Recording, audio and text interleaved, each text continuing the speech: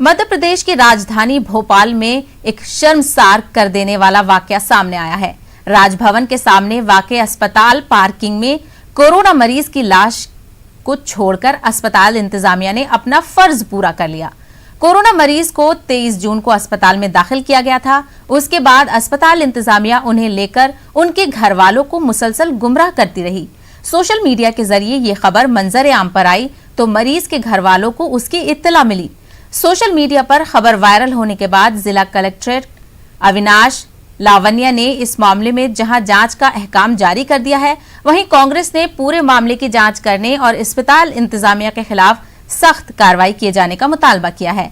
राजधानी भोपाल में कोरोना के 80 नए मामले सामने आने से हुकूमत और महकमा सेहत की तशवीश में मजीद इजाफा हो गया है।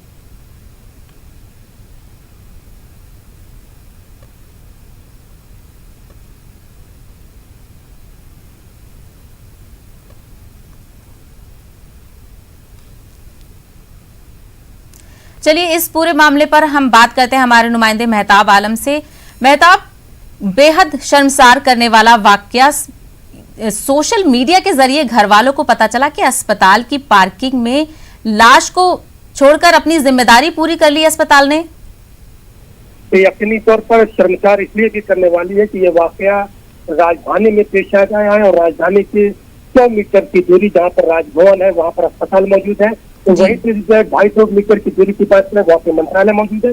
एक ऐसी जगह जहाँ पर गवर्नर मौजूद है, जहाँ पर सीएम है, जहाँ पर वजारत सेहत है, जहाँ पे चीफ सेक्रेटरी है। अगर उस जगह पर इतना बड़ा वाकया पेश आता है तो इस इंसानियत शर्मसार होती है, क्योंकि 23 तारीख को यह मरीज को अस्पताल में दाखिल किया गया और 3 दिन पहले बताया गया कि उनके तबियत सीने में तकलीफ हो रही है, तो घर वालों ने कोरोना की टेस्ट करने की बात की। कोरोना का टेस्ट हुआ और उसमें मरीज की रिपोर्ट पॉजिटिव आई, तो पूछा गया कौन से अस्पताल में दाखिल किया जाए, और उन्होंने जब अस्पताल की बात कही और वे साफ जाना चाहे तो उनके बेटे को ले जाने से मना कर दिया गया और वो मजबूर होकर घर आए। और 9:30 बजे जब इस तरह की खबर सोशल मीडिया पर आती है तो और वो लोग सोशल मीडिया पर खबर देकर जब आप पहुंचे हैं तो उनके पैरों से जमीन निकल जाती है, क्योंकि उनके घर का जो चिराग था वो दुनिया से जा चुका। यहाँ पर मामले की जो है ये भी है, क्योंकि जो किराए का कहना है कि जिस अस्पताल में मरीज को ले जाया जा रहा था वहाँ पर अस्पताल पहुंचने से पहले मरीज की मौत हो गई। अस्पताल इंतजामिया ने इसलिए भी मरीज को वहाँ पे देखने मना कर दिया, कहीं ऐसा ना हो कि उनका जो कोरोना मरीजों का इलाज हो रहा है उसमें एक मरीज की मौत का इजाफा हो जाए, इसलिए उसको वापस कर दिया गया। तो 2 अस्पतालों के बीच के झगड़े में इस तरह से मरीज की मौत हुई और एम्बुलेंस जब वापस उस अस्पताल में ले आई फिर अस्पताल के लोगों ने भी लेने से मना कर दिया और एम्बुलेंस के लोगों ने मरीज को पार्किंग में, जहाँ पर जो आप देखिए विजुअल में कुछ जहाँ पे म्युनिसिपल कॉर्पोरेशन के कचरे का डब्बा रखा है वहाँ पे डेड बॉडी को रखा और छोड़ कर चले गए। मेहताब, मैं ये जानना चाह रही थी कि कोरोना के जो मरीज हैं उनकी मौत होने पर जो उनकी लाश के साथ इतनी बेहुरमती के वाकये लगातार मंजर आम पर सामने आ रहे हैं, तो इंतजामिया और हुकूमत की तरफ से इसको लेकर कितनी सीरियसनेस है?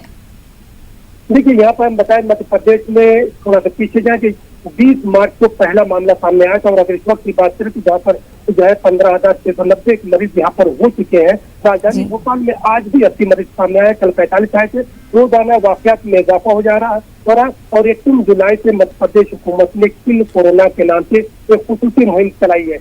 मरीजों को जो है शिफा की बात हो रही है, सेहतयाबी की बात हो रही है, इलाज देने की बात हो रही है। वहीं पर हम ये भी देख रहे हैं कि इस तरह के वाकयात जो आ रहे हैं तो शर्मसार कर रहे हैं। यहाँ पर हुकूमत को तवज्जो देने की जरूरत है और उन लोगों को भी फोकस करने की जरूरत है कि अगर कोरोना के मरीज अपने अटेंडेंट के साथ वहाँ पर नहीं जा सकते हैं तो उनकी देखभाल कौन करेगा, और अगर उनको प्रॉपर इंफॉर्मेशन नहीं दी जाती तो इस तरह के वाकयात का सामने आना कोई नई बात नहीं है। यहाँ पर इस पर भी नजर रखने की जरूरत है। और दूसरा जो है हमारी कलेक्टर से जो बात की तो उन्होंने अविनाश लावनिया ने बताया कि उन्होंने मुताल्लिका जो अस्पताल है उसको नोटिस जारी कर दिया गया और नोटिस में जवाब क्या आता है ये देखना होगा।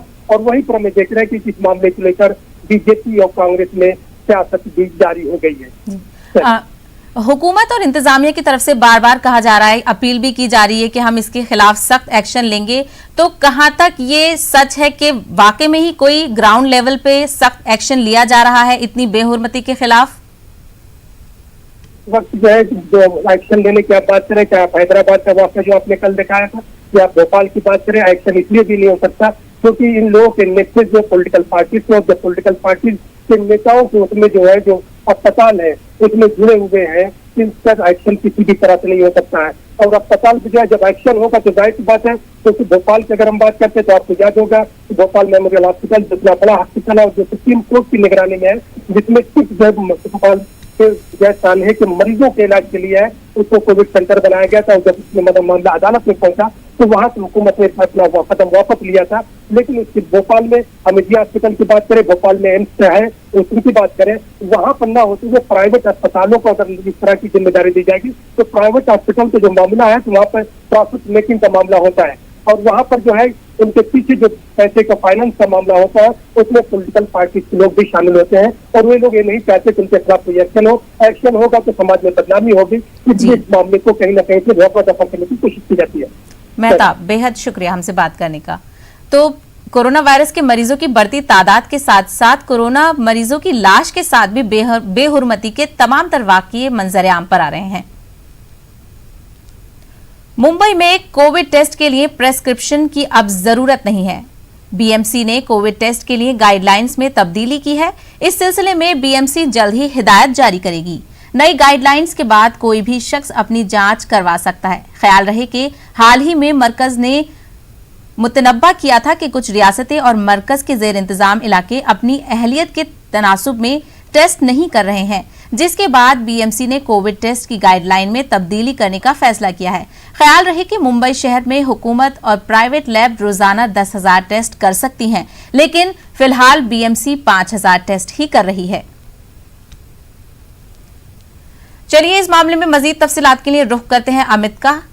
अमित, बीएमसी ने अपनी गाइडलाइंस में तब्दीली की है, इसके हवाले से क्या कुछ तफसीलात है? तो निश्चित तौर पर बेहद महत्वपूर्ण निर्णय लिया गया है कि कोरोना वायरस का टेस्ट करवाने के लिए डॉक्टर के पर्ची की आवश्यकता नहीं होती। पहले ये होता था कि आपको जाके जो है एमबीबीएस डॉक्टर्स के या उससे ऊपर जो हाईली डिग्री वाले डॉक्टर हैं उनकी आपको चिट्ठी लेनी पड़ती थी। लेकिन जैसा कि आप जानते हैं कई अस्पतालों में और कई डिस्पेंसरी में डॉक्टर बैठ ही नहीं रहे हैं कोरोना के कहर के चलते, तो लोगों को काफी तकलीफों का सामना करना पड़ता था और अगर बिना पर्ची लिए आप लैब में जाते थे तो टेस्ट करने से मना कर दिया जाता था। तो इन सारी चीजों को देखते हुए बीएमसी ने जो निर्णय लिया है और कुछ ही देर में इसकी आधिकारिक आदेश जो है वो जारी कर दिया जाएगा। और इससे फायदा ये होगा कि प्रतिदिन होने वाले कोविड-19 परीक्षणों की संख्या बढ़ सकती है और इसके लिए बीएमसी जो है पूरी तरीके से तैयार है और इसको मद्देनजर रखते हुए इस निर्णय को लिया गया। और बीएमसी ने ये कहा है कि अब लक्षणों के आधार पर लोग जो है प्रयोगशालाओं से संपर्क कर सकते हैं और किसी भी डॉक्टर के पर्चे के बिना कोरोना वायरस परीक्षण के लिए जांच जो है अपनी करवा सकते हैं। और बीएमसी ने ये भी बताया कि इस संबंध में मुंबई शहर के प्रयोगशालाओं को सूचित किया जाएगा। बता दें कि हाल ही में जो है केंद्र सरकार द्वारा एक चेतावनी जारी की गई थी जिसमें सरकार ने कहा था कि उन्होंने ये देखा है कि कुछ राज्य और केंद्र शासित प्रदेश अपनी कोविड-19 परीक्षण क्षमता का पूरी तरीके से उपयोग नहीं कर रहे हैं। विशेष रूप से निजी प्रयोगशालाओं का इन राज्यों और केंद्र शासित प्रदेशों द्वारा पूरी तरीके से उपयोग नहीं किया जा रहा है। केंद्र ने राज्यों केंद्र शासित प्रदेशों को उनकी परीक्षण क्षमता का अनुकूलन करने की चेतावनी दी। तब से बीएमसी शहर में किया जा रहा है परीक्षणों की संख्या बढ़ाने के लिए लगातार प्रयास कर रही है। और इस आदेश में ये भी जो है बात सामने निकल के आ रही है कि जो लोग इंस्टीट्यूशनल क्वारंटाइन यानी जो कोविड रोगी के उच्च जोखिम वाले संपर्क हैं उनको कोविड-19 के परीक्षणों के बाद ही घर जाने की अनुमति दी जाएगी। वर्तमान में मैं आपको बताऊं कि सरकारी और निजी प्रयोगशालाओं द्वारा मुंबई में दैनिक आधार पर 5,000 से अधिक कोविड-19 परीक्षण किए जा रहे हैं और इन प्रयोगशालाओं की वास्तविक क्षमता जो है वो 10,000 परीक्षण है। तो बीएमसी अपनी क्षमता का केवल 50% तक ही परीक्षण कर रही है और बीएमसी दावा करेगी ये कदम एक परीक्षण के लिए सख्त दिशा निर्देशों को आसान बनाने के उठाया गया। लेकिन हमारे पास जो जानकारी है और ये माना जा रहा है यह केंद्र की चेतावनी है जिसने बीएमसी को यह कदम उठाने के लिए मजबूर किया। लेकिन इसका फायदा लोगों को बहुत होगा। जो लोग संक्रमित है और डर से नहीं सामने आ रहे कि उन्हें डॉक्टर की चिट्ठी नहीं मिलेगी और टेस्ट नहीं करा पाएंगे तो उनके अंदर का डर निकलेगा और वो बाहर आके टेस्ट कराएंगे। अमित, जबकि मुंबई में जो कैपेसिटी है वो 10,000 टेस्ट की है लेकिन फिर भी 5,000 टेस्ट हो रहे हैं। ऐसे में जब बिना प्रेस्क्रिप्शंस के लोग टेस्ट कराने आएंगे तो किस तरीके से इंतजामिया इसमें काम करेगा? देखिए, केंद्र सरकार ने पहले ही कहा है कि हर एक आदमी जिसमें कुछ लक्षण पाए जा रहे हैं उन्हें टेस्ट कराना होगा, क्योंकि जब तक जो है एक आदमी भी अगर संक्रमित पाया गया तो वो पूरे समाज को, पूरे राज्य को, पूरे देश को जो है संक्रमित कर सकता है। तो हर एक आदमी का परीक्षण होना चाहिए। अभी के अगर आंकड़ों की बात मैं आपको बता दूं कि महाराष्ट्र में कुल कोरोना संक्रमित मरीजों की संख्या है 2,11,987 और राज्य में 9,026 लोगों की मौत हुई है। वहीं अगर मुंबई, जहां पे आदेश निकल रहा है, उस मुंबई में पिछले 24 घंटों में 1200 मामले सामने आए हैं और 39 लोगों की मौत हुई है। और मुंबई में अभी तक कुल कोरोना संक्रमित मरीजों की संख्या है 85,724 और 4,938 लोगों की मौत हुई है और अभी तक 1,15,262 लोग डिस्चार्ज हुए हैं। और मैं आपको बताऊं कि मुंबई शहर में जहां पे करोड़ों की आबादी है, वहां सिर्फ जो है पूरे महाराष्ट्र शहर से मैं आपको बताऊं 11,35,447 लोगों ने ही सिर्फ टेस्ट कराया है। यानी बहुत सारे ऐसे लोग हैं जो संक्रमित होंगे या किसी डर से बाहर नहीं आ रहे होंगे या उन्हें डॉक्टर की चिट्ठी नहीं मिल पा रही होगी या इन गाइडलाइनों के जरिए उन्हें तकलीफों का सामना करना पड़ रहा होगा। इन सारी चीजों को सहूलियत देने के लिए जो इस तरह के निर्णय लिए जा रहे हैं ताकि लोग आए, टेस्ट कराए, ताकि उनका सही समय पे इलाज हो जाए और जो ये मौत की दर है जो लगातार बढ़ती जा रही है, जो संक्रमित मामलों की दर है जिसमें लगातार इजाफा हो रहा है, उसे रोका जा सके। अमित, क्या ये कदम कोरोना वायरस को कंट्रोल करने में एक अच्छा कदम साबित होगा? देखिए, निश्चित तौर पे जो लोग डर से अपने घरों से नहीं निकल रहे वो अपने घरों से निकलेंगे। ऐसे बहुत सारे मामले, हमें कई लोगों के फोन भी आते हैं, मैं आपको बताऊं कि उनका साफ तौर पे कहना रहता है कि मैं फला डॉक्टर के पास गया लेकिन उन्होंने मुझे चिट्ठी देने से मना कर दिया। उनका साफ तौर पे कहना है पहले आप मेरी क्लिनिक में या मेरे प्राइवेट हॉस्पिटल में एडमिट होइए, फिर वहां का खर्चा वहन कीजिए, उसके बाद आपको चिट्ठी दी जाएगी। तो इन सब चीजों से लोगों को छुटकारा मिलेगा और लोग जो है बेहिचक आके टेस्ट करवाएंगे। अगर निगेटिव आता है तो बहुत ठीक है, अगर पॉजिटिव आता है उसका सही समय पे इलाज हो सकता है। निश्चित कह सकते हैं ये कदम जो है काफी कारगर साबित होगा। बिल्कुल, तो ऐसे में अब आवाम की जिम्मेदारी बढ़ जाती है कि वो आए सामने और अपना टेस्ट कराएं। अमित, बेहद शुक्रिया हमसे बात करने का। चलिए अब सीधा रुख करते हैं एक और बड़ी खबर का। कानपुर से ये बड़ी खबर आ रही है। कानपुर गैंगस्टर